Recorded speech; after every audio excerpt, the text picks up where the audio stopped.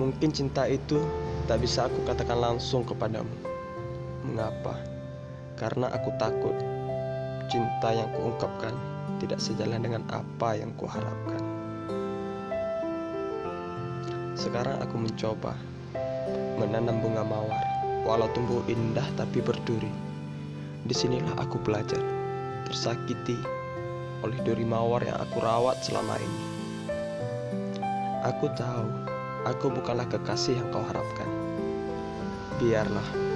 Biarlah aku sendiri yang merasakan semua ini. Biarlah rasa cintaku kepadamu padam di dada ini, dan rasa cemburu yang begitu besar ini. Aku tahu cintaku kepadamu bagaikan bunga teratai yang tumbuh di padang pasir, seperti matahari yang terbit dari barat, dan seperti pelangi yang datang di kala malam. Tapi semua itu tidak akan terjadi. Tidak mungkin.